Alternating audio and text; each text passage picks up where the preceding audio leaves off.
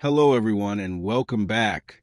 Today, we are talking about something almost every non-native speaker experiences: common English mistakes. Making mistakes is a natural part of learning any language, but fixing a few small, repeated errors can instantly make your English sound clear, natural, and confident. Today, we're going to look at 5 of the most common mistakes non-native English speakers make and how to fix them effortlessly. 1. Say versus tell.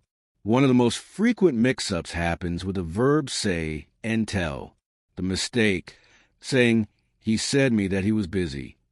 The correction: say, "He told me that he was busy," or "He said that he was busy." The easy rule: use tell when you mention who received the information. Tell someone. Use say when you focus directly on the words being spoken. Say something. 2. I agree with you. This is an extremely common direct translation mistake from languages where agree is treated as an adjective rather than a verb.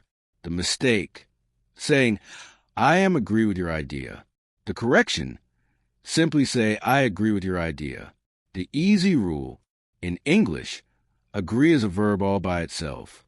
You don't need is, or are before it. Just say, "I agree" or "I disagree." 3. Mixing up since and for.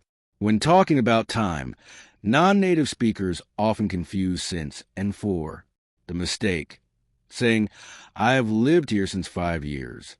The correction: say, "I have lived here for 5 years," or "I have lived here since 2021.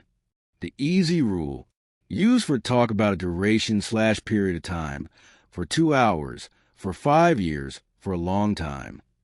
Use since to pinpoint a specific starting moment, since 8 a.m., since Monday, since 2021. 4. Overusing very. While using very isn't grammatically wrong, repeating over and over makes your vocabulary sound basic and repetitive. Instead of "very tired, $right," use exhausted. Instead of "very cold, $right," use freezing. Instead of "very good, $right," use excellent or fantastic. Instead of "very big, $right," use huge or massive. Replacing very with strong adjectives instantly levels up your conversational English. 5. I have 25 years. Many languages, like Spanish, French, Italian, and Portuguese, express age using the verb to have. In English, however, age is treated as a state of being. The mistake: saying, "I have 25 years old." The correction: say, "I am 25 years old," or simply, "I am 25.